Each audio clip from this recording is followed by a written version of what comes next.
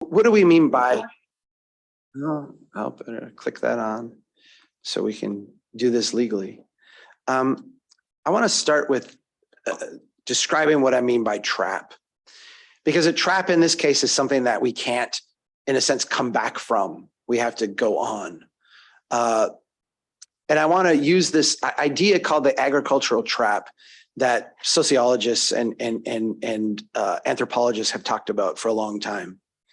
If we think about hunter-gatherer society, we recognize that a hunter-gatherer society would have a certain number of people, and that would be a number of people that could be sustained by the mode of living that they had: hunting, gathering, maybe moving from time to time. It would be, based on the cycles of the weather, the cycles of the migrations, this type of thing. We kind of grasp that this would be a meager, in a sense, style of living. We would not expect 7 billion people in the world to be hunter-gatherers, right? Skipping over the long and I'm going to say highly debated, it's actually become more and more controversial history of the development of agriculture. It's very clear that when humans developed agriculture, one of the things that we were capable of doing now was supporting a larger population. If you can grow food as opposed to go out and gather and hunt for your food each day, you can actually produce a surplus. You need fewer people doing it. You can produce a surplus. And that allows you to do things like have people who specialize in defense and have priests and have people who specialize in building new systems of agriculture and new systems of metallurgy and what have you. But the trap becomes when you become good at agriculture, you actually are able to sustain more people, right? And when you are able to sustain more people, your society will grow because there's always things to be done, right? There's always new stuff to be worked on. There's mines, there's lumber, there's what have you. When you create more of a surplus, you get, in a sense, more stuff. You grow. But growing requires you to do what? It requires you to create even more food, right? And so agriculture has this reinforcing cycle to it where as we grow, we need more food to sustain more stuff, more people doing stuff.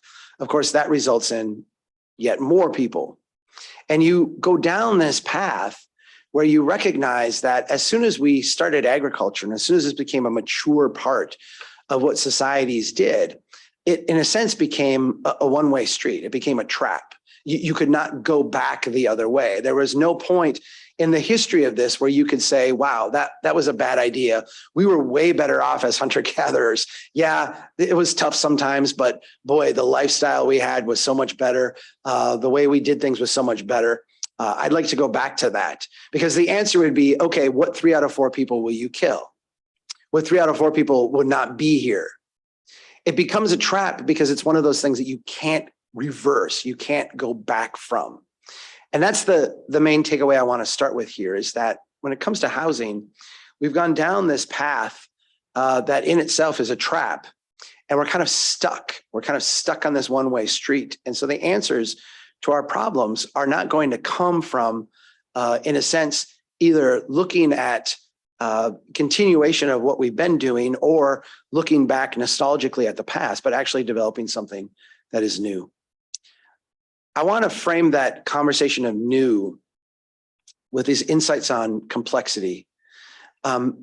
We grasp that a rainforest is a complex adaptive system. Complex adaptive systems are made up of many independent parts. They all act on their own initiative. In a rainforest, we see lots of different flora and fauna. They all respond in novel ways to the environment around them, taking advantages of opportunities, responding to stresses. When we look at a rainforest, we recognize that a rainforest has a certain order to it, right? We look at it, we see an order, but we recognize and understand that that order was not imposed. That order emerges out of all of this complexity.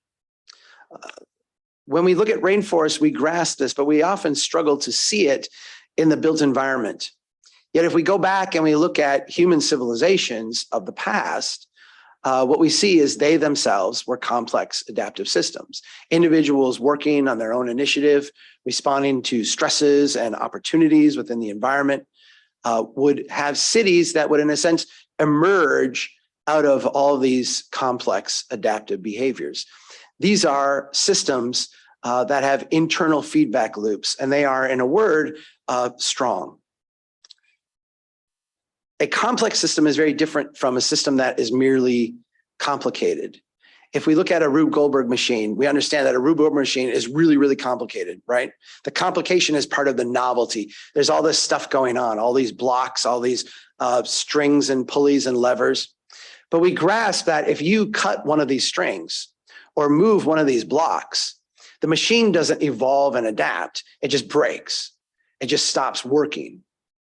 This is the difference between something that is complex and something that is merely complicated. Complicated things can have a lot of parts to them. Your automobile engine is really, really complicated. It takes really smart people to put this together and fix it and make it work. Yet we understand that if we stress an automobile engine beyond its capacity, it doesn't evolve and become a toaster or a wash machine. It just breaks. It just stops working as an engine. This is the difference between systems that are complex and systems that are merely complicated. If we look at a rainforest, we recognize that if we give a rainforest a lot of sunlight in one season or an excessive amount of rain in one cycle, the flora and fauna will adapt and evolve, but the rainforest itself won't fail. It won't collapse. It won't cease to be a rainforest. Yet if we look at something like a cornfield, we recognize that if a cornfield, which is a complicated thing designed to do one thing over and over and over again, if a cornfield gets too much rain or too much sun in any cycle, it doesn't adapt and become wheat or soybeans or potatoes. It just fails at being corn. In a complicated system, you have, in a sense, a pass-fail kind of correction mechanism, where in a complex system, you have the ability to internally correct, evolve, and change. This is the fundamental difference between the development pattern of our ancestors, and I say that in the largest sense of the word.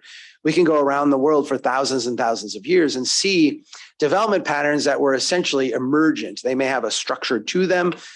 They may have some underlying design theory behind them. But the day-to-day life, the day-to-day assembly of the place was very complex, adaptive, and emergent. What we look at today is something that functions more like a machine, more like a very complicated machine with a lot of players, a lot of individuals involved, whether it is from zoning and permitting up to the actual construction itself or the financing and ensuring the secondary markets and all this stuff. We wind up with a system that, yes, is very, very complicated, but at its core lacks a capacity to adapt and evolve. If we stress this, as we saw in 2008, as we are starting to experience again, these systems have a very difficult time of adapting, evolving, and becoming something different. This is a huge break from development patterns of the past. I'm from Brainerd. I don't know if we said that in my... I'm from Brainerd, so I usually talk to, like last week I was in Northern California, and for them, Brainerd is as abstract as Minnesota is for them, right? Like that's someplace people live there. Yeah. We are experiencing the depths of hell as you are here. We're in like the fifth circle now, I think, in terms of temperature. I don't know what's going on. This is a photo of what Brainerd looked like at its founding.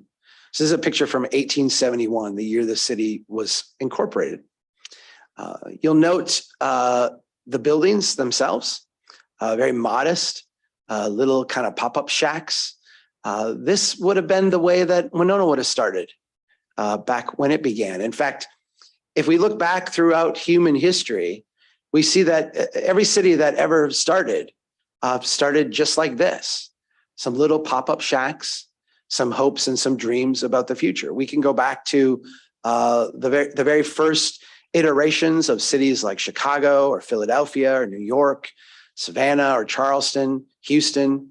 We can go even further back in time to places like Athens or Alexandria. This could be Romulus and Remus standing out here in front of ancient Rome, right? People would come together and they would use the materials they had on hand, and they would build, in a sense, like modest little bets about the future. If things worked out, and understand that oftentimes things didn't work out, right? There's a little city called Barrows. It's actually not a city anymore. It's just a little town center platted on the map with nothing there now. But south of Brainerd, there's a little place called Barrows that was, at the time in the 1870s, equivalent to Brainerd. They were the same place. Barrows didn't succeed. It actually went away. There's nothing there now but the lines on a map that suggests that at one point in the past, there was a plan to put a city there. All those complex variables just didn't work out. In this case, it was a decision on where to put the railroad. The railroad opted to go in across the Mississippi River at Brainerd instead of at Barrows. And so you wound up with, in a sense, a lot of energy getting pumped into the Brainerd ecosystem and not the Barrows ecosystem. And what you see when that happens is that people would continue to move to the city. They would continue to move to, in a sense, where people are starting to gather. They would build, and the city would start to grow. It would grow in a very simple way. It would grow incrementally up, incrementally out, and become incrementally more intense, in a sense, like thickening up over time. Think of a culture growing in a petri dish. We recognize that a culture in a petri dish doesn't grow kind of randomly around. It grows out from a middle. And the actual mechanism going on here is that as more people would move here, specifically because the dominant way of getting around of the day was walking. So the place that was the most centrally located for everybody to walk to would be the most valuable land in town. So the land here would start to go up in value. And what would happen to these original buildings in a decade, right? They were pretty cheap to begin with. Basically, like today, they would be almost considered like cardboard shacks, right? They're little pop-up things. So those buildings, after a decade, were ending the end of their life cycle. So as people moved here and the land started to go up and the buildings started to fall apart, this magical thing would happen. The city would start to redevelop and would redevelop naturally. People would buy the land in the middle of the town that had the highest land values. They would tear down these junky little shacks and they would rebuild the street in a new way. This is the same exact street in roughly the same location about 30 years later. This is, I think, 1904 specifically. It's a parade going through town. So someone snapped a photo. But this is what the city looked like. You can see those little shacks have been replaced by 2 and 3 story wood structures.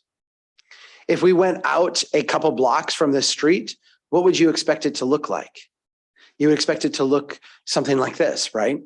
Because as the city was growing incrementally, the next increment of out would be kind of the little bets of its day. People who were just getting started, trying something out kind of on the edge. And over time, more and more people moved to the city. All that complexity continued to have, in a sense, energy poured into it. We would see the city continue to grow incrementally up, incrementally out, and become incrementally more intense. And these 2 and 3 story wood structures would become buildings of brick and granite.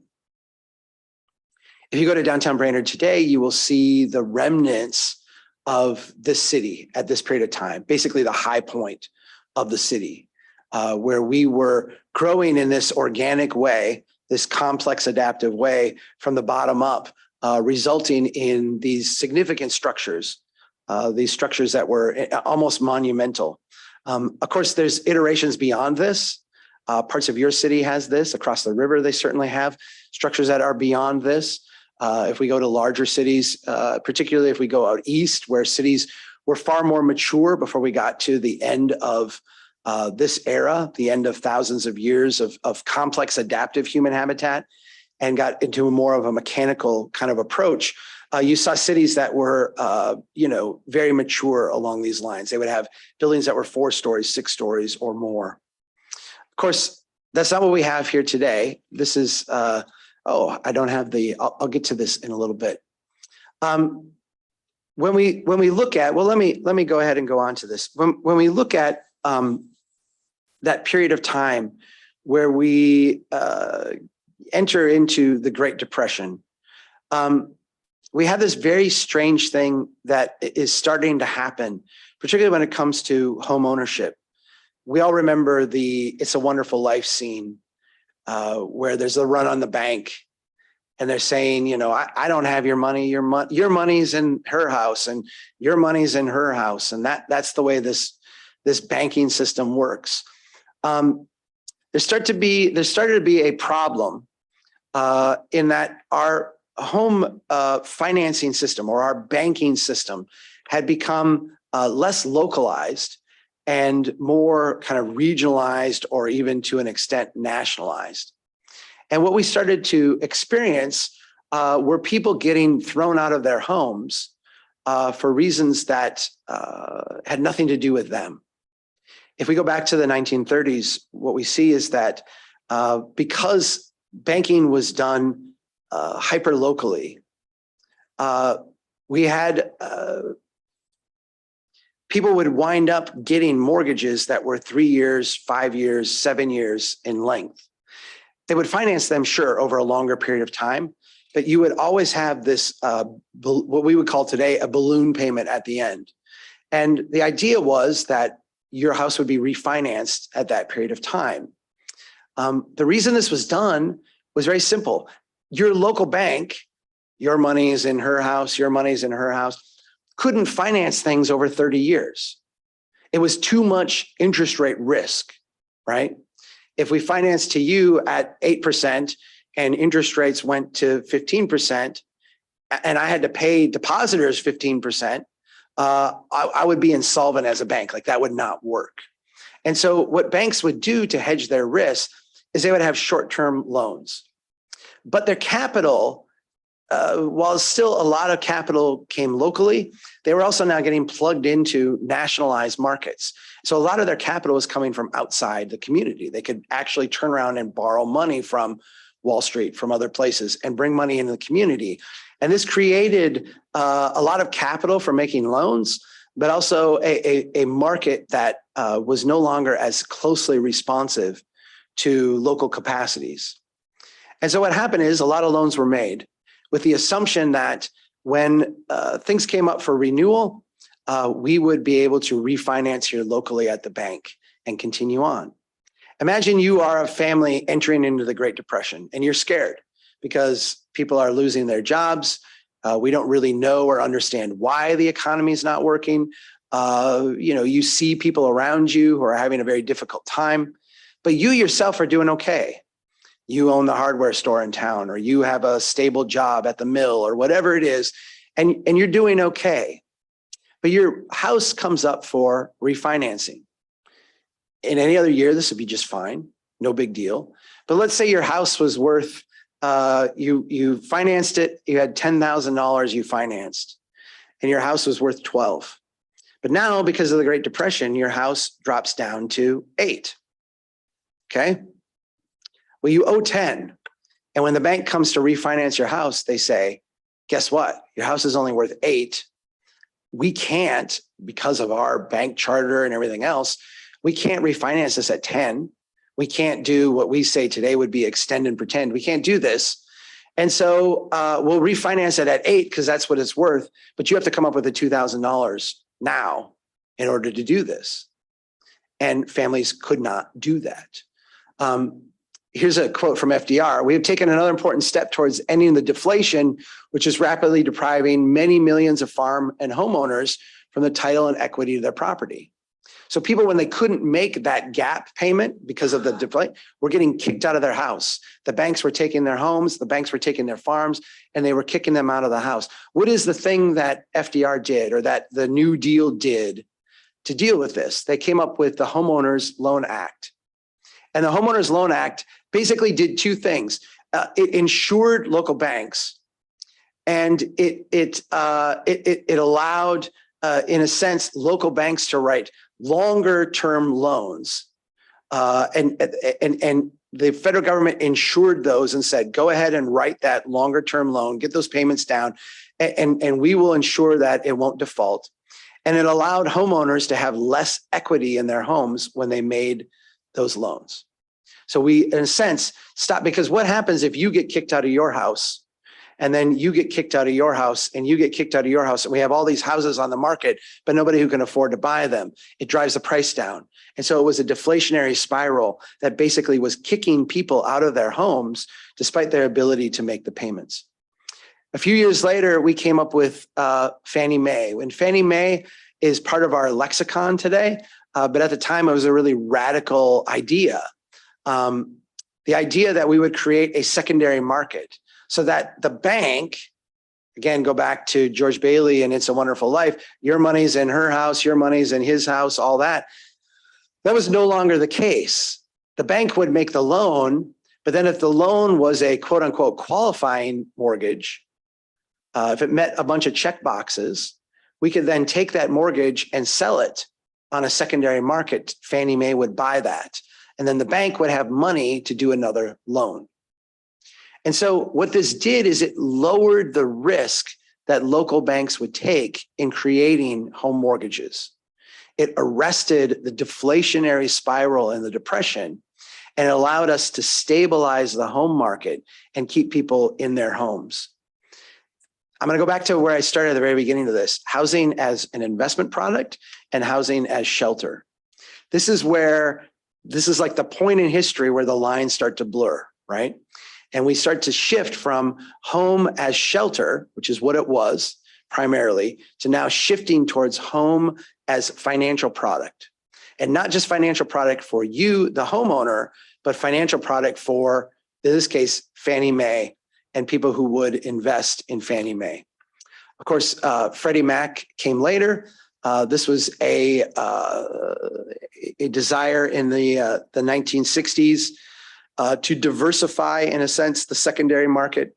We can talk about that in a little bit, but the big point here is that now home mortgages are no longer local things that are done at a local bank.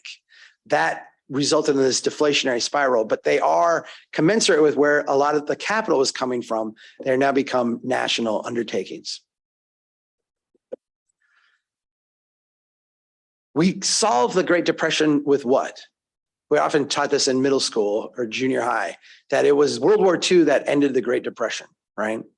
And if you're an economist, that might be true. If you're a bean counter, if you're interested in the GDP number going up, when you take millions of working age people, especially a lot of them that are unemployed, you ship them off overseas as part of a military effort to kill, to die, to suffer.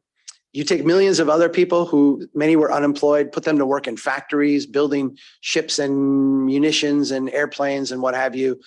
You can solve unemployment and growth really quickly. And that's what happened. Towards the end of the war, however, there started to be a panic amongst the advisors, the economic advisors to the president. This is a quote from Paul Samuelson, one of the FDR's chief economic advisors. Were the war to end suddenly, there'd be ushered in the greatest period of unemployment and industrial dislocation which any economy has ever faced. He was basically saying, when we bring all these troops home and we shut down all these factories, there's nothing different about the economy now than there was back in 1935. We're just going to go right back into the depths of Great Depression. Why wouldn't you? What is going to keep things going? What kept things going, of course, was this.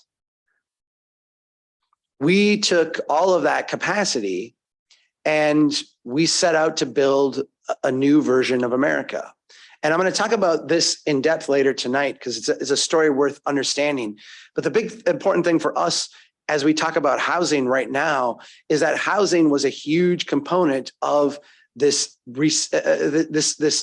desire to fight and resist going back into the Great Depression. If we could, in a sense, juice the housing market and get housing going, we could put all kinds of GIs and other people into houses, and we could create an economy that grew and grew and grew and grew. Did we do this? Yeah, it was great. In fact, we look back today at the couple of decades after World War II with nostalgia, as this is like one of the high points of America, particularly in the 20th century. You listen to politicians, and politicians today, particularly politicians that are in their 70s and beyond, when they speak nostalgically, whether it's about the capacity of government to do things or bringing back a better day of the past, they're generally referring to these couple of decades. A couple of decades when a blue collar family could afford a house and a car and a middle class quality of life with one job, one wage earner, or the government could look at things and undertake large projects and do create a social safety net, do things like, in this case, the GI Bill, which got people into housing. By getting people into housing, created millions and millions of jobs, building the housing, building the infrastructure to provide the housing, building the highways so you could get to the housing, building all the ancillary things that needed to go in the house, from the dishwashers, which were new, to the wash machines, to the refrigerator, to selling encyclopedias and what have you, door to door. It created a whole economy around the idea of growth, particularly in the housing sector. I want to show you what this looks like, because that complex adaptive system we talked about earlier was now suddenly replaced with something that was kinetic in its capacity to grow. This is a map of the city of Fresno. And I use Fresno, California, not because I think Winona's like Fresno. I use Fresno because I've got a really good map of Fresno. But I'm going to show you this, and you're going to see your city in it.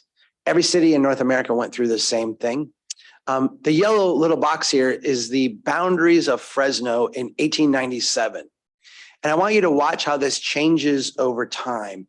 Here we're going to have that incremental development pattern of the pre-Depression era. So 1909, 1922, notice how we're growing incrementally out. At the same time, simultaneous with that, there's an increment of up, and then an increment of thickening up. This is that complex adaptive growth pattern. Now we get to the end of World War II. We have created, during the Great Depression, programs in order to keep housing from a deflationary downward spiral. And we recognize that, you know what?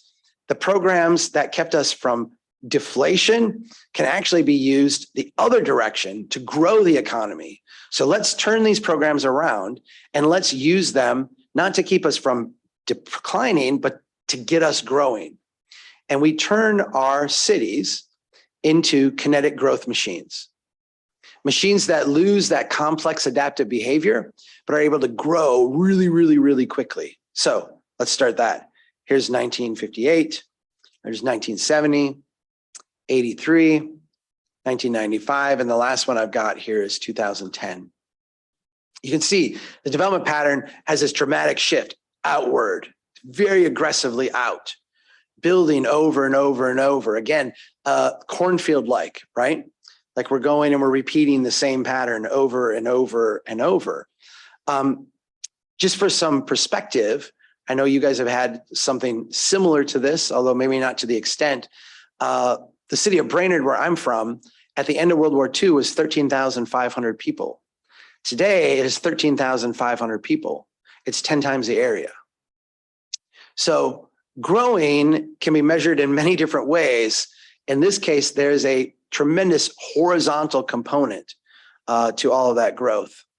I want to zero in on one aspect of this from a city standpoint, because part of where we're being pinched right now and part of where housing becomes very difficult is the overhang that we've inherited as part of this strategy to keep us out of the Great Depression. These are statistics from a study we did in Lafayette, Louisiana. And if you attend the presentation tonight or watch a presentation tonight, I'm going to go in depth into this study because the findings of it are very important for us. But I'm going to give you a little bit of the highlights right now. At the end of World War II, Lafayette, Louisiana had a population of 33,500. Today, it's over 120,000. So it's a 3.5 times rate of growth. That's a lot of growth over that period of time. But when we look at Lafayette, Louisiana, we see that at the end of World War II, In that complex adaptive development pattern, it took 5 feet of pipe per person to provide water, drinking water for the people of Lafayette. Today, after all this growth, after decades and decades of growth, it takes 10 times that amount, 50 feet of pipe per person, to provide drinking water for the people of Lafayette. We see the same thing when it comes to fire protection. It took 2.4 hydrants per 1,000 people. Today, it takes 21 times that amount.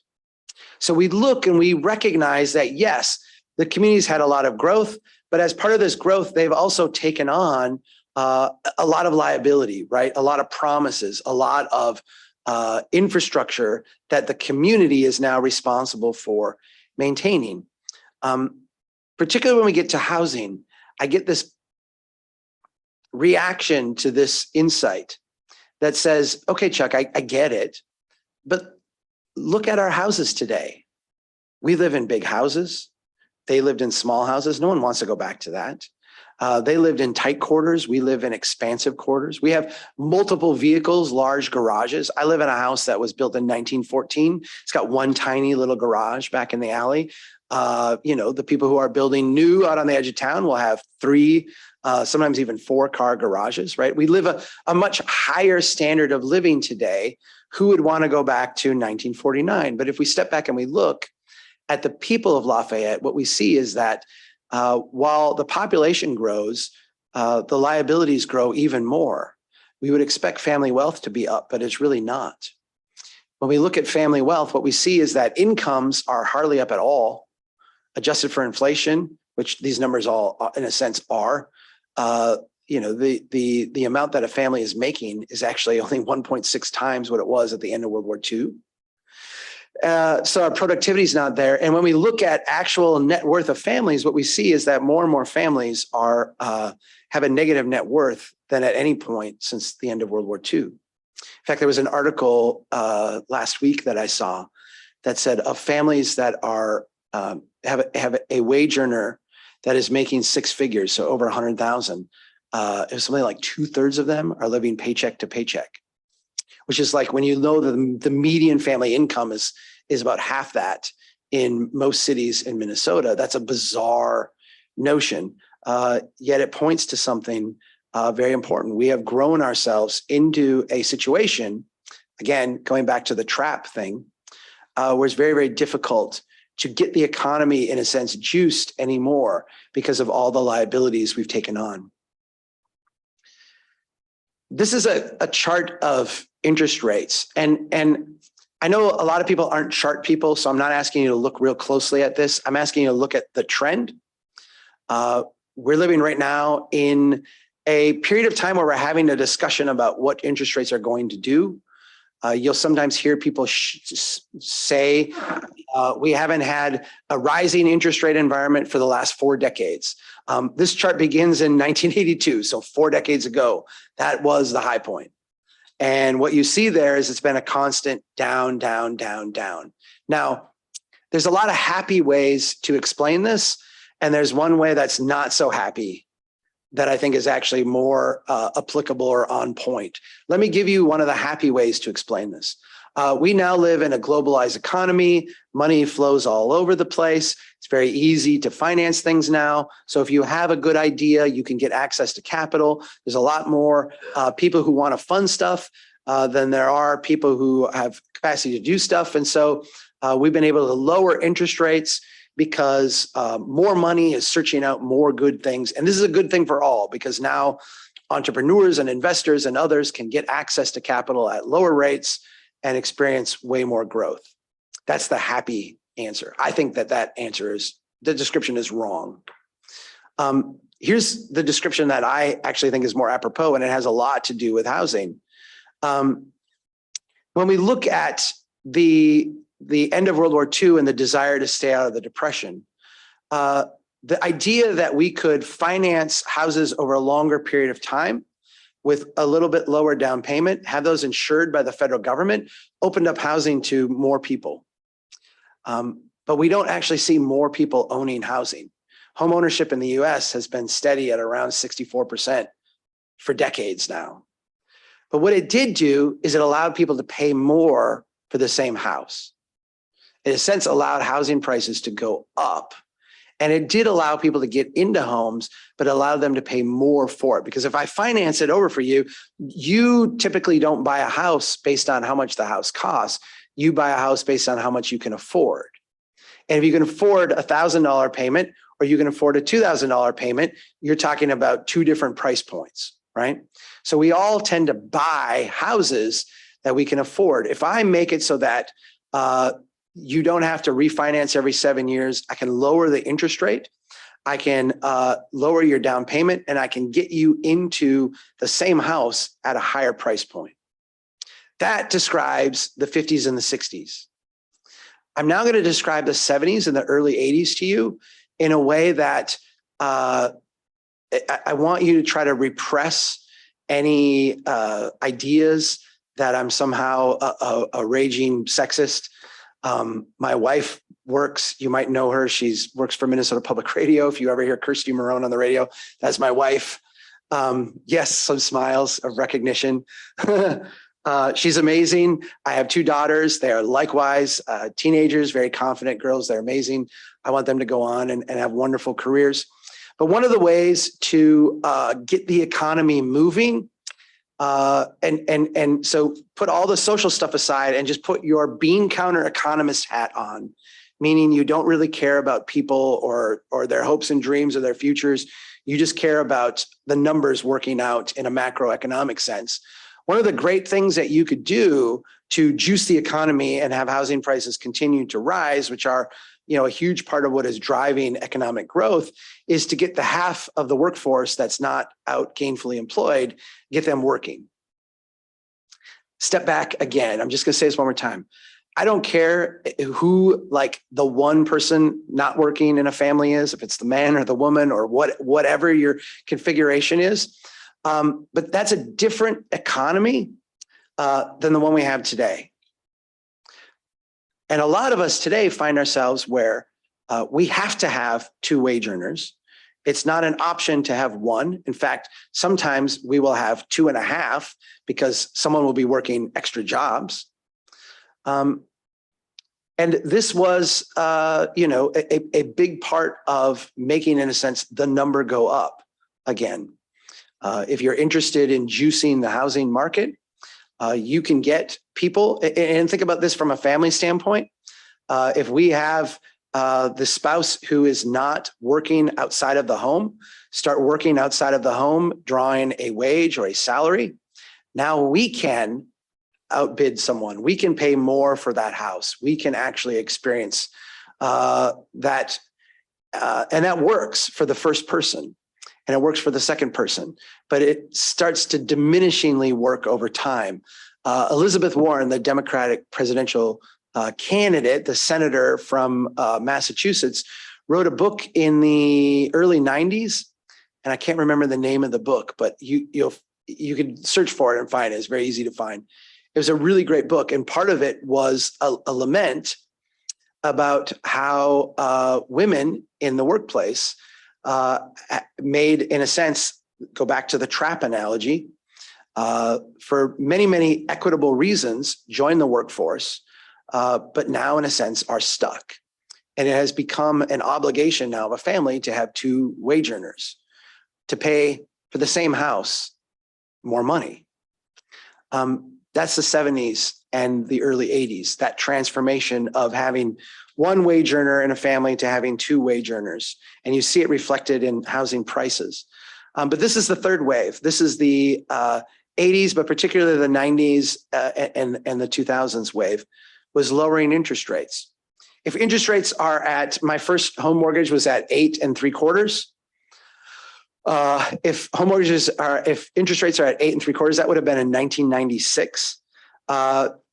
You can afford a certain price of house, but if we can somehow lower that mortgage down to what my current one is 3 5/8, which I still think is hilarious. You lower it down to 3 5/8, you can either A, have a lot smaller payment for the same house, or B, pay a lot more for the same house. If you're interested in the economy being juiced and housing prices as an investment going up and up and up, paying more for the same house is a really good deal. And so despite the happy interpretation of this graph, my interpretation is that every time our economy started to slow, we would lower interest rates, pump a lot of money into the housing market, and basically juice housing prices. We saw this end disastrously in 2008. Our response to 2008 was to lower interest rates dramatically. You can see that on the far right of this graph here, lower them dramatically. We also started to do something really intense, which is to buy mortgages. The Federal Reserve started to buy, in a sense, every mortgage that was originated at one point was being bought by the Federal Reserve. That means that there is no market. Remember, we talked about Fannie Mae, and then I said there's Freddie Mac. They, in theory, would compete for your mortgage. Now there's no market. The Federal Reserve will pay the lowest rate possible. So a bank originating a mortgage, if it meets the criteria, can sell it off and experience essentially no risk. We pumped all kinds of money into home builders this way to get them out building more and more and more homes. And what we see is that this was very successful in raising the price of homes. Homes as no longer shelter, but as a full investment vehicle. We were able to accomplish this really well. This is what is called the Case-Shiller Index over time. On the far left side of this graph, you've got the end of the 1800s. And on the far right, you have the housing crisis in 2008 and the aftermath. I want to explain, don't bother staring at this chart too closely. Let me explain to you what this is. This is a chart of the ratio of family income to home prices. And again, this goes to that insight that we had about how do you make the number go up? You can increase family income. You can get multiple people working in a family. You can lower interest rates. You can lower down payments. There are all these things we can do to get people to pay more for the same house.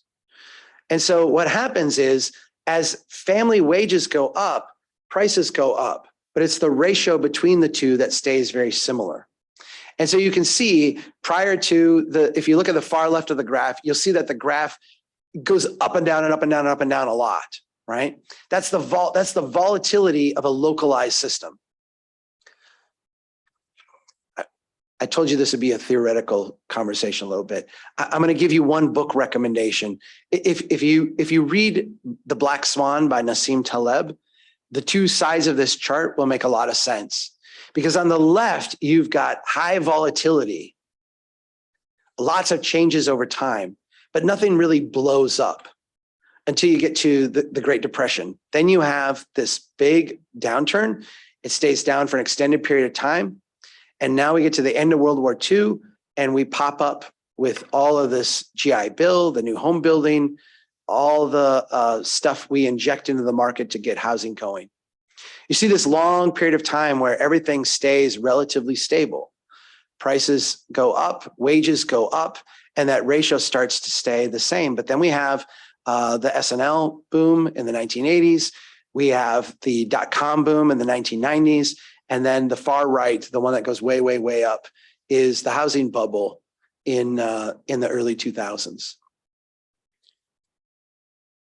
We become really, really good now that we have transferred housing from being primarily about shelter to being primarily an investment vehicle. We've done a really good job of making the asset housing go up in price, along with every other, in a sense, stock and security asset that we have. I want to do this little thing with you because this is, if you look at the far right of this chart, the big, huge bubble, what you see in 2008 is that historically we're paying insane amounts. We're paying, 2-3 times what any historical amount would say we can actually afford to pay for housing. And everybody recognizes that if you're going to buy a house today, you're going to experience a long period of time where you can't afford anything but the house. And you hope that appreciation in home equity somehow helps you get out of this over time. But new home buyers today are really, really, really stretched. I want to do this little exercise with you, though, because this chart here is a close-up of that. It starts here in 87 on the left and goes to 2008. in the middle here where I peaked. We call this part from 2000 to 2007, 2008, we call this a housing bubble, right? And we're all comfortable with that language. It's a housing bubble. We recognize that it was a deformation of the financial system that caused housing prices to be much higher than they otherwise would be. So what do we call this? And this chart only goes to 2018. Since 2018, it's gone up, doubled what this is. So there's been a dramatic run up at 18. We call this a housing recovery, right? Pause for a second, just think how incoherent that is. It's only coherent in a world where housing is no longer a product that responds to the local capacity of people. It is a market that now responds to macroeconomic forces. And I like to point out to people that when you buy a house, we often think that the buyer is a home buyer and the seller is a home seller, and that is the product, a home bought by a purchaser. But that's not the product in our market today. The product in our market today is a piece of paper, a home mortgage, that is being purchased by a real estate investment trust, by the Federal Reserve, by a Wall Street bank that's going to put it in a securitized portfolio. The product today is a home mortgage, not a home. You, as the home buyer, are part of the product. Your future capital outlays, your future payments are the product, not the home. This creates this conundrum. For those of you that don't recognize this, this is a population pyramid. At the bottom of this chart, and I apologize for this is the way demographers do this, red and blue. I realize our societal understandings of red and blue are changing. This is not politics, it's gender, but whatever. It points to masses of people. What you've got here is millions of people at what age? So as you go up, you get older. Down at the bottom is people who are newborn. And so what you see here is that there's a couple of bubbles. There's this big bubble right here. That is the echo of this big bubble here. The top one being the baby boom generation. And I am in that middle part there. That's me and all the other forgotten Xers. And then on the bottom, you have the echo of that, the millennials and to an extent, Gen Z. What's the big problem with this chart as it comes to housing? And I can point this out here in the room. It's harder to point out online. Well, maybe I can with my mouse. This group here has to sell their houses to this group here. This group here needs a lot of money for their houses because their retirements, their future plans all rely on the idea that housing as an investment has been really good to them, and they're sitting on something that's worth an awful lot. This group down here has no money. And so the problem we're having, or the thing that is making our housing policy even more desperate and even more stuck, again, we go back to this trap analogy, we're stuck, is the fact that this transaction can't occur. Those younger people often have college debts. They have already claims on their future earnings, in a sense, non-dischargeable claims. Even those that don't are entering into a housing market where they've had a difficult time saving money. To the extent that they have saved, they're finding housing prices to be way too high. This has only become more desperate as the pandemic unfolded and people found themselves with a lot of cash. We saw housing prices climb to really unprecedented levels. This is an economic transaction that cannot happen. There is no way to both make baby boomers whole at the prices that they have come to anticipate, expect, and dare I say, rely on for their retirement aspirations. And I don't mean golfing and I don't mean vacations to Florida. I mean buying food and staying in a home themselves. There's no way to both do that and house the people in that smaller box at current prices.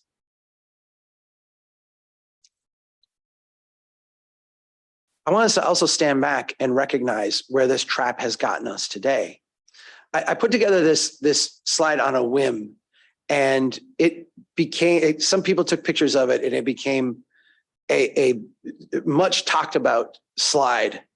I put it together on a whim because I thought this was very obvious to me. Like I was explaining how a Post-it note works. But sometimes we need to step back and appreciate how Post-it notes work. If we look today at this trap we're in and we understand who benefits from high housing prices and who doesn't, there's a long list, right? Like local government benefits from high housing prices. Here in Minnesota, we have a property tax for local government. That's predominantly our source of income. If housing goes up 10% a year, we cannot raise our tax rate and see a substantial increase in our revenue stream every year. I worked with many cities in the early 2000s during the housing bubble, where the theme coming from City Hall was, we lowered the tax rate for the 5th year in a row. And it was easy to lower the tax rate by 1%, 2%, 3% a year because housing prices were going up by 10, 12, 15% a year. So we actually collected more taxes while lowering the rate. It was not like we were pretending that we were so good at running government. We just were like cash rich, right? So local governments benefit huge from rising housing prices. State governments, federal government, same exact thing, not necessarily from a property tax, but from the wealth effect of us having more. Of course, existing homeowners. This is the one thing that is always, there's this insight that if you own a home and the housing prices go up 20%, your asset, that is probably your largest asset with your largest amount of debt, just increased by 20%. That's a huge upside. Until, of course, you have to move and then you find it difficult to sell and find a similar place. That's the problem. But as long as you're in the home, and what we see when housing prices go up, that it tends to stagnate as fast as they have, it tends to stagnate the economy. Now, today we're experiencing this because people can't move, they can't relocate. But existing homeowners benefit. Of course, banks and insurance companies, developers and contractors. I've made the point many times, in fact, out in California last week, there's this sense that we have oftentimes that developers must be really smart and contractors must be really smart because they're investing in these complex properties and doing all this stuff. Boy, the banks must be really smart. They sit down and figure, no, you don't have to. I mean, I'm not saying that they aren't and that you will not find smart people doing these things. But if you go talk to people who are developers, if you go talk to people who are bankers, they will tell you there's a huge ton of idiots out here doing this work. And the reason you can do this work is that if the thing that you're projecting out, say you think this house is going to take, this development's going to take 5 years to finish, and you're kind of incompetent and you don't know what you're doing, and it winds up taking 7 years. In a flat market, you're out of business. Like that, you go away. Your profit margin is gone. 2 years of interest on a big project like that will sink you and kill you. But you can be an absolute fool and screw that up if prices are going up 10, 15% a year. In a sense, the appreciation of the marketplace bails out poor actors. It's the opposite of Warren Buffett's insight of when the tide goes out, you see who's swimming naked. When the tide is coming in, everybody can be naked and you can't tell, right? Land speculators is the same kind of thing, realtors, and then pension funds. It's always fascinating to me how we are looked at and we are told as taxpayers here in Minnesota that with the state, in a sense, nationalizing or stateizing, whatever you would call it, our local pension funds was a great deal. And we are, doing really well because we are 70% or 75% funded when the typical state is only 50% funded or 60% funded. So we're doing way better. We're, in a sense, like the cleanest shirt in the laundry. If you look at our projections say we're 70% funded with 8% annualized returns from here for the next 50 years, which is an absurd rate of return to anticipate. But nonetheless, pension funds benefit from this idea of housing going up. Who doesn't? The list is a lot smaller, right? People who rent. the poor. Those are often the same group. I think we could add people who want to buy homes but can't. I would include those probably in renters then, right? These people don't. I put this picture of the elephant and the mouse just to demonstrate the asymmetry here, right? Let's say everybody goes out and votes their pocketbook at election time for the group of policies that will benefit them, which, by the way, I'm not suggesting is an immoral or wrong thing to do. What kind of housing policies are we going to get? Are we going to get corrective policies, ones that bring prices back in line with what people can afford to pay? Are we going to get prices that actually respond to market conditions? No, we're going to get prices that are insane and out of control. And that's why what we see is the car careening off the road, right? We see this set of policies around housing that tends to correct, overcorrect, overcorrect, overcorrect. And we're actually at the phase where the car is, in a sense, spinning without the capacity to do much about it. Have I really talked for an hour? Wow. Okay. You don't look bored, so I must be doing okay. This particular presentation is not one that I regularly do. The ones that I regularly do, I'm pretty good on like knowing the time. So this one I've maybe only done like a dozen times. So I haven't got the timing all down yet. I want to talk about just a couple things, and then we'll stop and have a discussion and questions. To arrest this problem, to start to deal with housing in a way that we as locals can have something to do about it. Because the reality is that there's a mindset that we just need to build a lot more housing, and that will make housing more affordable. I would call that like the YIMBY libertarian argument. And there is absolutely zero evidence of that in this country. Particularly with the way capital flows work. If we all of a sudden here had 20% lower housing prices because we were building so much, we created so much supply in the market that it outstripped demand, we would have a dysfunctional local housing market. It would not work. That being said, what we have to do as an overall goal is build more housing, but also find a way for have housing reflect the actual capacity of people within our communities. What we want is a housing market that is less responsive to the macro capital flows affecting our economy and more responsive to our neighbors and the people within the community and their actual capacity to do things.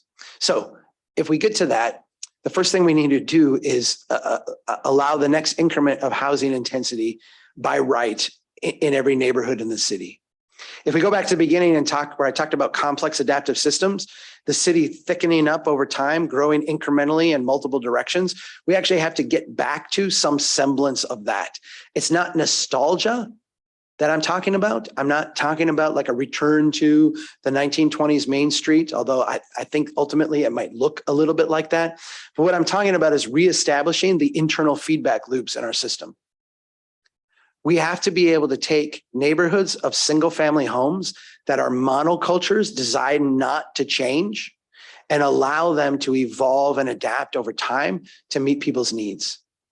So in every neighborhood, you should be allowed to take a single family home and turn it into a duplex. You should be allowed to take a single family home and add an accessory apartment on the back. There should be zero or very minimal regulatory friction to making those things happen. Those are the kind of thickening up things that need to take place all over. In conjunction with this, I think there has to be a recognition, that no neighborhood can be exempt from change, but no neighborhood should experience radical change. If we want that evolutionary process, if we want that complex adaptive system, we have to allow every neighborhood to flex and breathe and change, but no neighborhood should be overwhelmed with change, because that's not how natural systems work. They don't function that way. And in fact, when it happens that way, you tend to arrest and destroy the systems. I'm going to give you an example of this. It's a little bit out of scale for Winona, but I have it out of scale because I think you'll understand clearly what I'm saying when I present this. Let's say that you have three building types. You have a single family home, you have a vacant lot, and then we can think of this as like an apartment building or a big condo building, something that would be like 6-story, out of proportion to each other, right? And you've got a vacant lot in between. This is a thing that we see a lot in fast growing cities, because fast growing cities often think that what we need in order to accommodate all the housing is just to build a lot of big stuff. It's hard to build duplexes and it's hard to build accessory apartments all over. It's hard to thicken up. But if we can get one contractor to come in, they can build a 6-story apartment. We can house a ton of people at once. And that feels like progress. If we look at this situation, ponder these different values, right? And again, these might be a little bit out of proportion for the community, but I want you to see them in proportion to each other. You've got a house that I've said is worth $200,000. You've got this condo building that once the units are put in and everything is worth $10 million. What is the value of that vacant lot in the middle? If you own that vacant lot in the middle and you're going to sell it as real estate, you're a land speculator or you're whatever, you're going to sell to a developer, what do you price that lot as? Well, you can look over at the single family home and you can recognize that in a $200,000 home, the land's going to be, 10%, 15% of the value. So you might optimistically price it at $30,000. Say this vacant lot's worth $30,000. Or you can look over at that large apartment building, that condo complex, and say, I see a $10 million building, same ratios apply. Someone can pay $1.5 million for this lot. What would you value the lot at? Would you rather get $30,000 or would you rather get $1.5 million? Right. We all know the answer to that question. And so what happens is that lot becomes worth a lot of money, right? $1 million, $1.5 million, something in that range. Oh, I took the next slide out, but once that middle lot is worth 1.5 million, then what's a single family home worth? It's not worth 200,000 anymore. It's worth something way higher. But not only is it worth something way higher, it's not worth being a home anymore. This is one of the things we see in neighborhoods where prices are going up, yet home values start to stagnate, or homes start to stagnate. We see the values going up, but people aren't making improvements. They're bought up by people we think of as slumlords. And they'll rent them out. They'll kind of ride this slope of decline of the building while the property appreciates in value. When we do large zoning changes like this, when we do huge disruptive things to the development capacity of our neighborhoods, what we do is we actually distort the local market for housing and we disrupt that process of renewal. We actually stagnate homes. We have to have a development pattern, and I'm going to go back to this, that allows every neighborhood to grow incrementally over time, responsive to the neighborhood, but no dramatic, systematic change to distort your entire local market. I'm going to talk about this one tonight. So I'm going to skip this one today. Although I think, well, let me talk about this. We have to lower the bar of entry. How many of you would like to live in a 600 square foot house? Okay. How many of you have lived in a 600 square foot house? Yeah. See how the numbers change dramatically? We, in Brainerd, in my hometown, we call this a tiny house. My ancestors in the same community would have called this a house, right? For some reason, we have stigmatized the idea of a house, of a starter house. We've called it a tiny. You have to go through all these extra provisions in the code in order to build one of these. This is basically a starter home. You can go around the world and look at cities throughout all of history. And what you will find is that they were started all with houses of this size, modest little places. And as you saved a little bit of money, you would put on an addition. So you had a second kid, you'd put on another story. Someone would come over and help, you'd go help them. We've taken this out of the marketplace today. And so if you don't have the means to get a, approved 30-year mortgage that qualifies on the second market and could be securitized, if you don't have that, you're not allowed to build something like this, or something like this is not really an option for you in the marketplace. You're not allowed to build a starter home, but you can rent from somebody. And again, when we get into the bifurcation of our economy and the lack of capacity, that's what you're seeing. Let me skip this last one because I will talk about this one tonight. And let's go to some questions. Let me end with this. When you look at that starter home, when you look at a housing market that is allowed to evolve and change here locally, when you look at a market that is responsive to local conditions. What you're going to look at is a market that ultimately tries to locally buffer and correct some of the insanity of the overall housing market. And let me say this in very stark terms. Your housing should be priced a lot less than it is today. That can happen in two ways.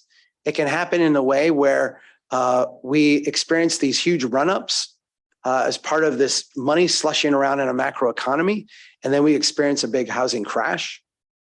Or we can merely put in a sense, local buffers that keep that run-up from being so high and keep that crash from being so deep. It's very hard to do. It takes a lot of discipline, and it takes a commitment to what we're doing. But we start with the two steps that I outlined here today. The one of allowing the increment of change and growth everywhere. And then we follow that up with allowing that starter product to come in and basically offset the craziness that we experience in our market. So let me pause here.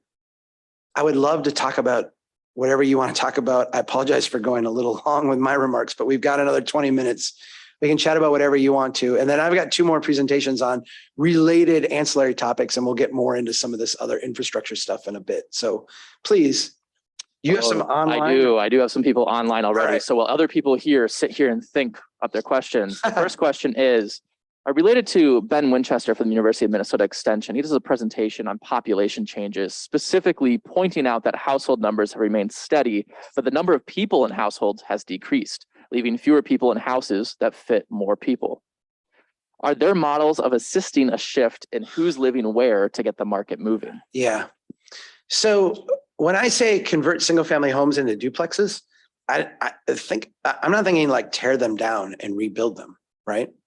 What the big, huge change that we have is that we used to have something that was like 3.2 people per house, and now we have like 2.3.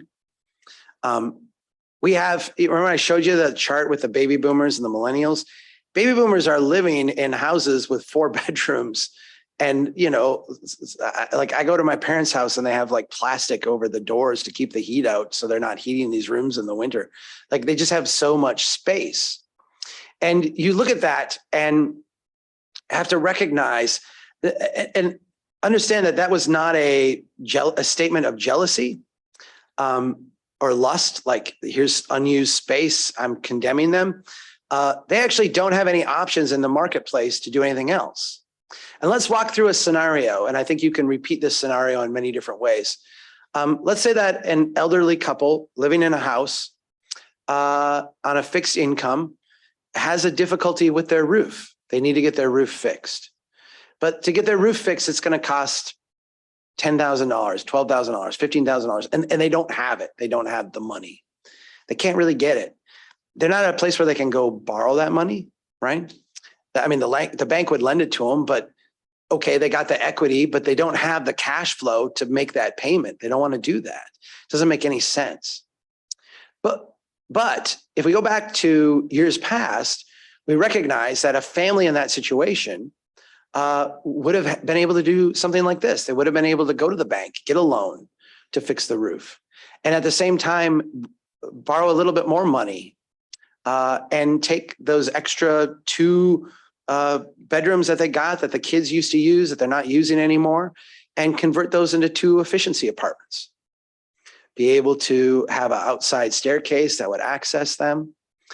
They would be able to fix those up. Maybe they'd have to borrow $30,000 now or $40,000, but now they have a rental income for both of those places. They could pay off that debt. They could fix their roof. They could make good. They could stay in their home.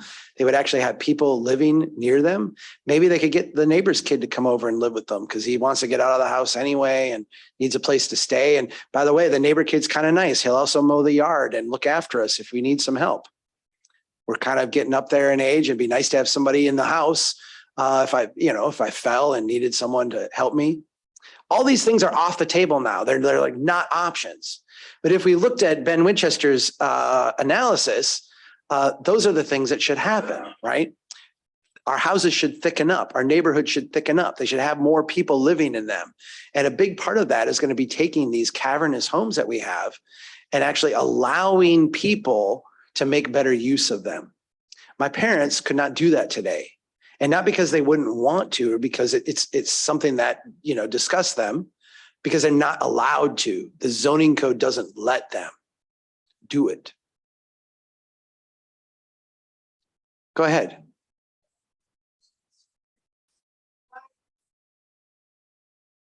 Why doesn't the zoning code allow those things to happen? That's great. That's a great question. So go back to the end of World War II when we began that kinetic growth machine. A big part of that growth machine was to make our cities from rainforests into cornfields. And to do that, we had to standardize the products we were working with. We had to have R1 zoning be essentially similar in every city. We had to have C1 zoning be similar everywhere we went. We had to have the same building code, the international building code that would, be the same everywhere. If you look at the engineering profession that I'm part of, we went and made national standards for roads and streets and pipes, and all this stuff became standardized.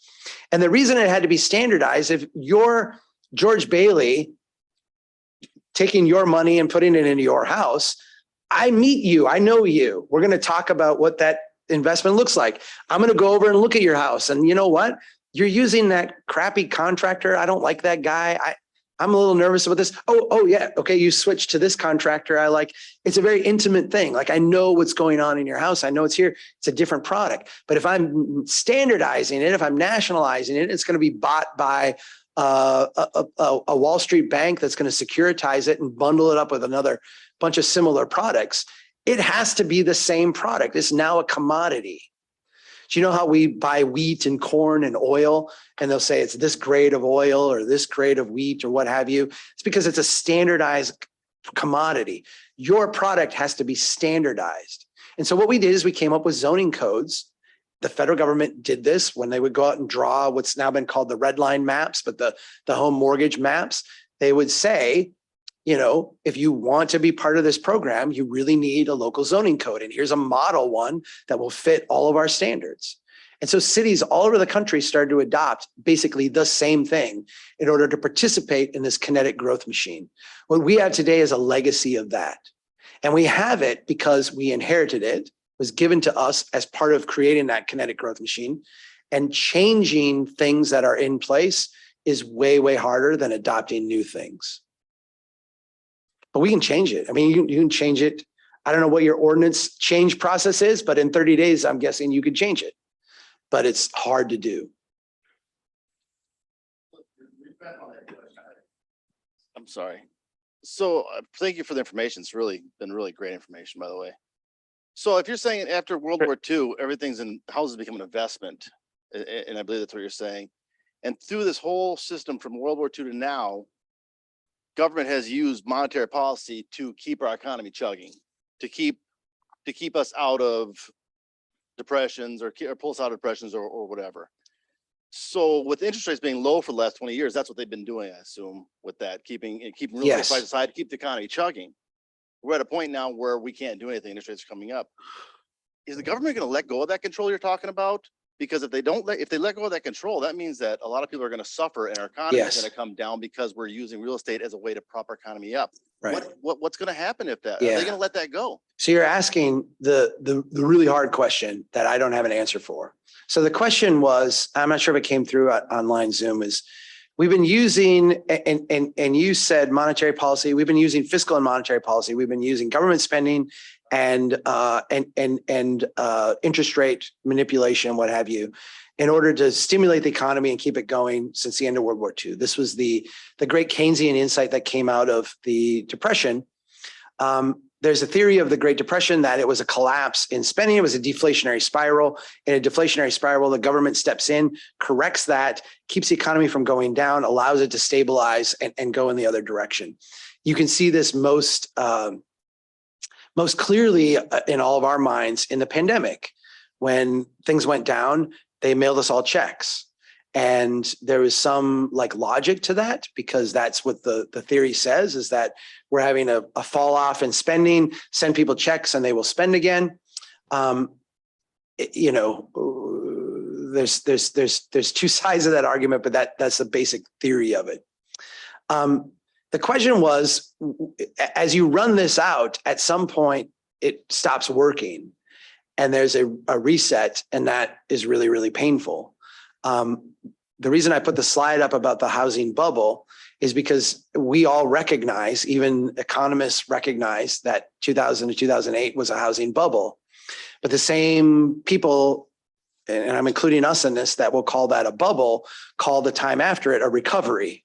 Well, you don't recover to a bubble, you just reinflate a bubble. And so the question becomes, if 2008 was like the end of the world financially, what is the bubble we're in now, and how does that work itself out? And I think we don't know. I don't know. And you know, for me, in terms of my discussion, I guess what I want everybody to walk away from is the sense that housing as this investment, you don't control your own, you know, local economy, your own local trajectory. And that's what I would like you to recognize and I guess be more in control of. You're saying I maybe got your question wrong, so go ahead. No, I'm saying is how do we change the mindset of the government? Are they going to let that power is very powerful. It's ridiculously powerful, They're right? using it, and with I mean, you go try to change ordinances around here, it's like Right. an act of God. And you're Right. saying let be free with ordinances So- for development. How do we get the Right. government to let go? So the question is, how do we get the government to change and let go? And you're asking someone who tries to get people try to drag me into the national conversation all the time. I mean, you've got Ron Paul over here and the modern monetary theory people over here, and you've got like this whole panoply of things in between.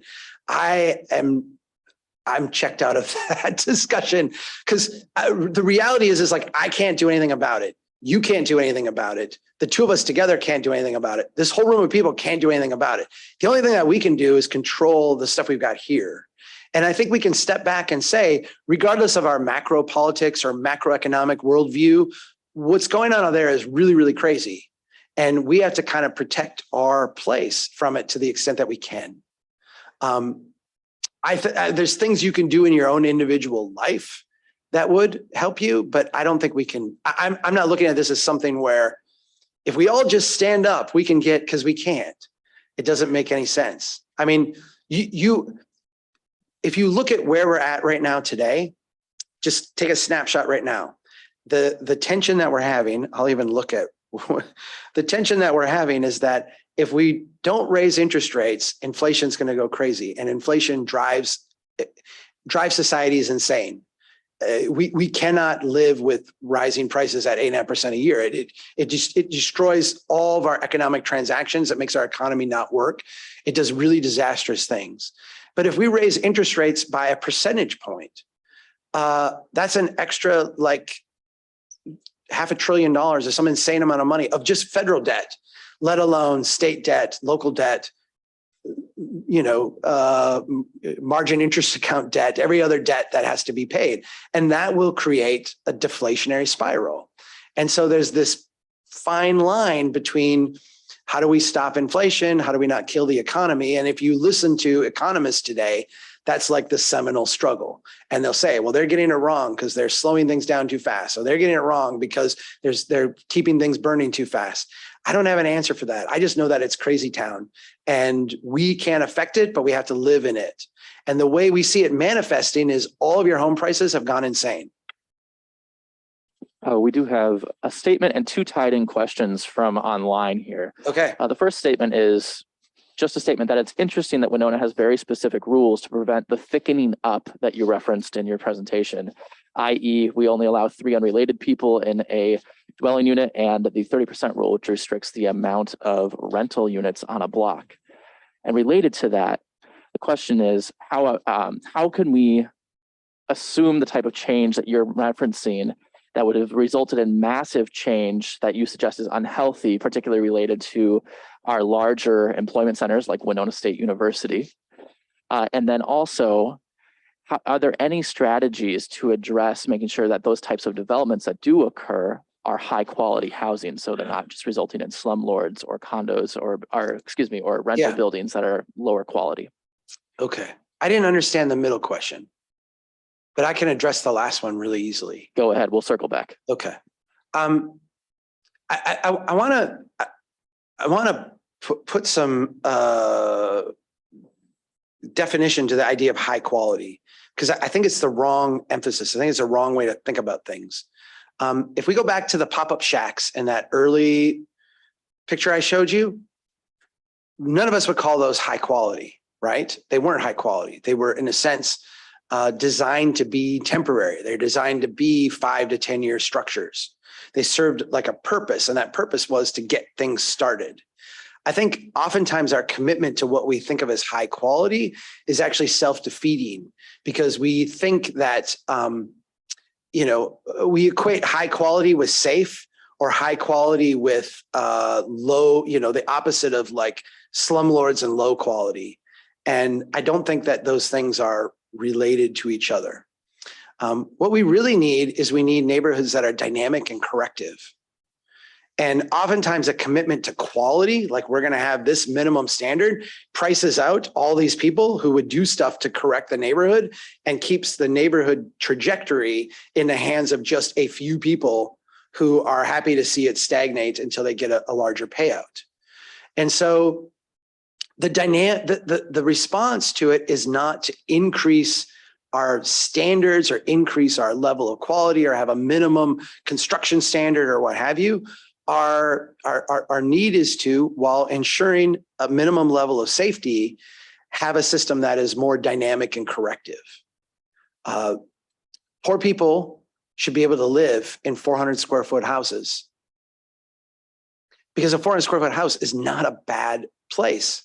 Now, a 1,200 square foot house that is neglected and run down and not cared for, because we're just waiting for it to fall apart, or we're waiting to sell it to someone who's going to build a 6-story apartment building or what have you, or we're waiting for that redevelopment opportunity, or we can't do anything else with it because the zoning code restricts what we can do. That's not healthy. That's not good. So it's not the size of the house. It's not the quality per se, the way we tend to think of quality. It's the dynamism and the ability of things to expand, correct, and fix themselves and improve over time. So go try the second question. All right, we'll circle back to that second question. The second question related to restrictions. So how, if we didn't have those types of restrictions, and how can if we didn't have them, then we would assume that the neighborhoods around campus, for example, would have experienced massive change. So more housing, larger developments, for example, which you suggest is not healthy. How do we balance that? Well, okay, maybe I'm being misunderstood. I apologize. I'm not saying no restrictions or less restrictions. I'm saying, right now, the way, and I'm going to assume this about your city, but I see this happening all the time. What happens is that we say, in this neighborhood, you can only have single family homes. Sure, it's around the university and what have you, single family homes, like that's it. And what happens is that the neighborhood starts to atrophy. It just sits there. You can't improve your property if you're that elderly couple with your roof that's not working. You don't have a mechanism to fix your roof, so your roof just falls apart and your house kind of gets worse and worse. If your neighbor's house gets worse and worse, no matter what you do to yours, it's got a certain upside potential limit to it because it's in a neighborhood that's got decline embedded in. If the only thing I can do is replace a single family home with a single family home, if the couple passes away and the kids want to sell the single family home, it's not in really good shape. So for me to buy it for what it's worth, tear it down and fix it up doesn't make sense in the economics of this neighborhood, especially if all I can put back is what's there. So it winds up in the hands of a slumlord. The problem here is this atrophy it's this self-imposed stasis. What generally happens then in a neighborhood like this is that the atrophy will become so bad that a developer will come in and say something like, hey, we're near a university. I want to buy this and I'm going to put in a 4-story apartment building with 30 units in. And they'll say, that's the only thing that economically makes sense in this neighborhood. And because of the stasis you've imposed, that's actually probably true or close to reality. I need this 30-unit apartment. And that has the effect, I showed you on one slide, of actually making the stasis more permanent, making it worse. So when I say we should have less restrictions, I'm saying that we should actually move the window of restrictions. So we have less on the investment to the next increment. We have less impediment for making that next level of maturing. If you have a single family home and you want to convert it into a duplex or a triplex, we should have very minimal restrictions on that. We should loosen up that. But if you want to take that single family home, tear it down and build a 3-story, 4-story apartment building, I would have lots of restrictions on that. For me, I would not allow that in a neighborhood like that, because I want the dynamics in that neighborhood to be responsive to where the neighborhood is and the capacity of people there. So in some sense, it's less restrictive. In some sense, it's more restrictive. What it's doing is it's moving the window of what is available from where it is today up slightly in the intensity spectrum. So you get that complex adaptive feedback. Cool. We Okay. are just at 1 o'clock right now. I'm not sure if there's one more person here that has a burning question that you might want to ask before we go ahead and close it up. Are you all volunteers as part of a comp planning process? That's really impressive. That's really, really impressive. Thank you. Please go ahead. Well, I think everybody can hear me. Here we can. Yeah, I'll repeat it for the people online. Yeah. So I think the elephant in the room here, Yeah. the elephant in the room is a 30% rule here in Winona. And kind of to play devil's advocate here in our community, the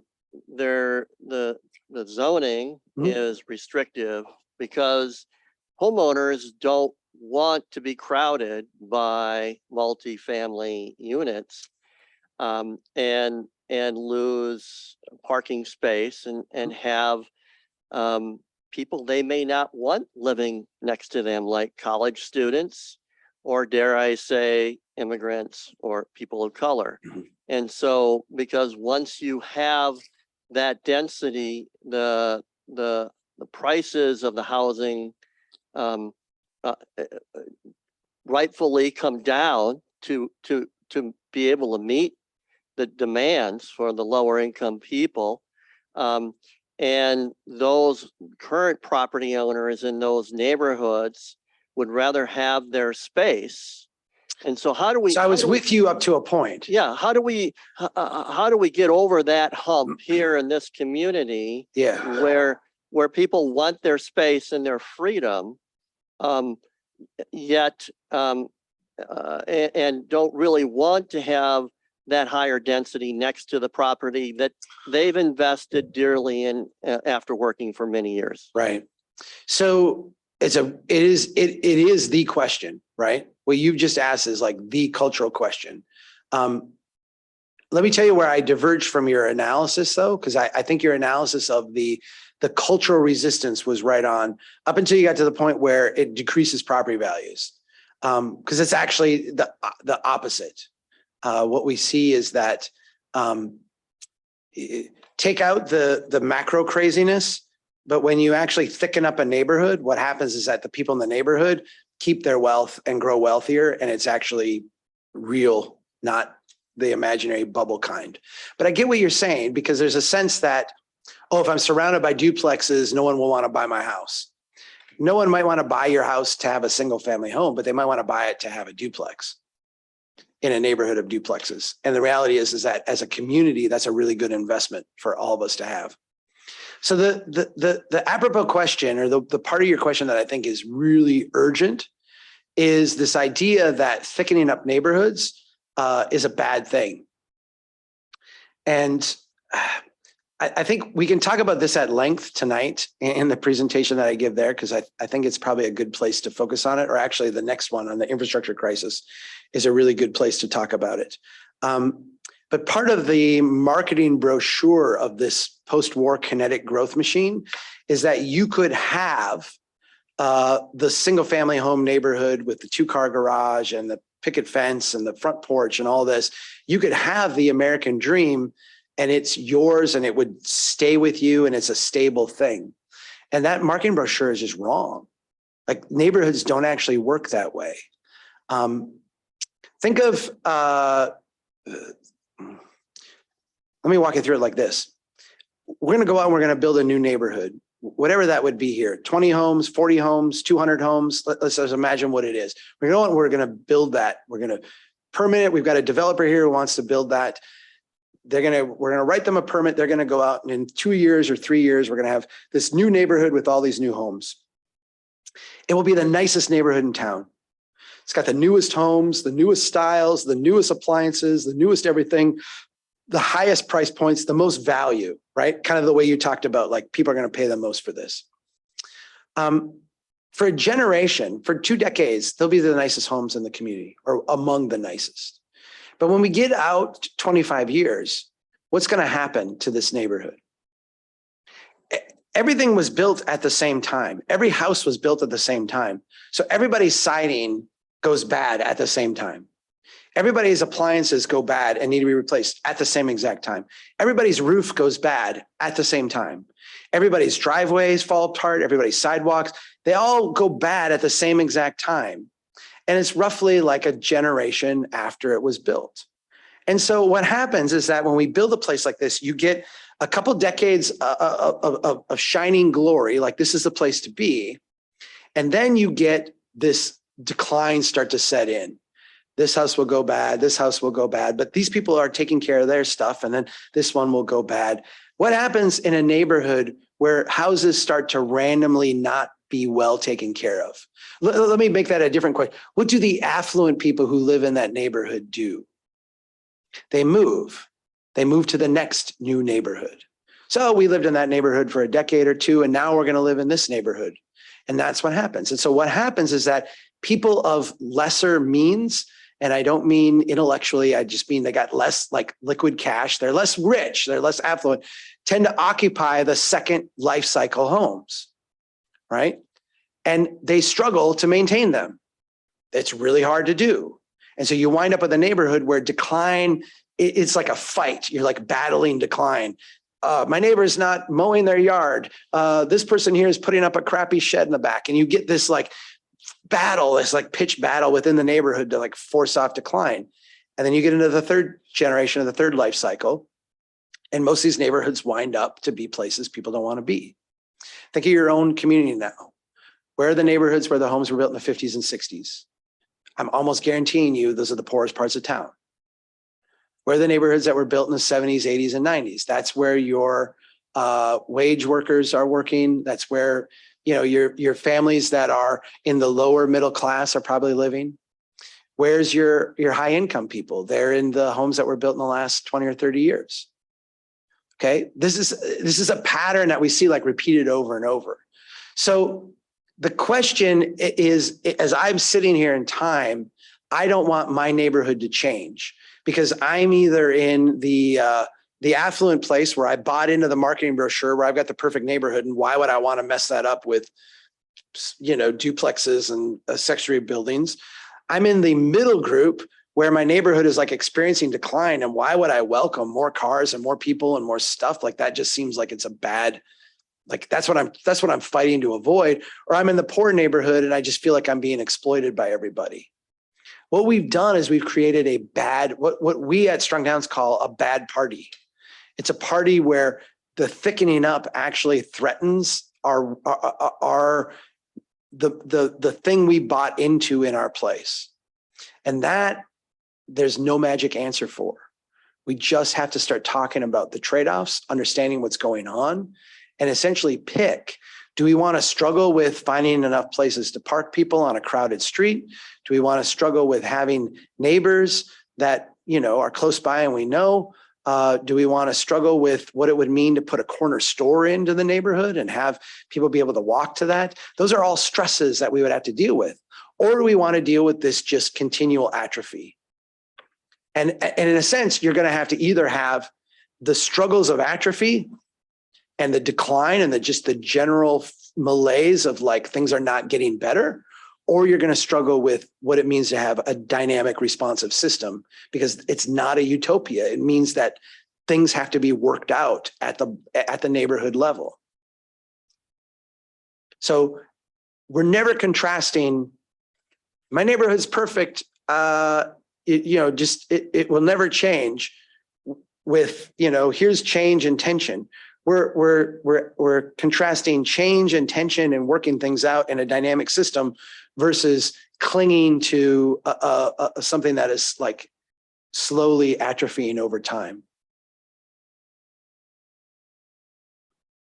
All right, thank you so much, everybody. It is 1:11, so we're going to go ahead and close this session. Again, we'll be back at 6:30 at the Senior Center tonight for a curbside chat. Chuck will do another presentation and provide some more additional information. So appreciate it. Thank you for coming. Thank you.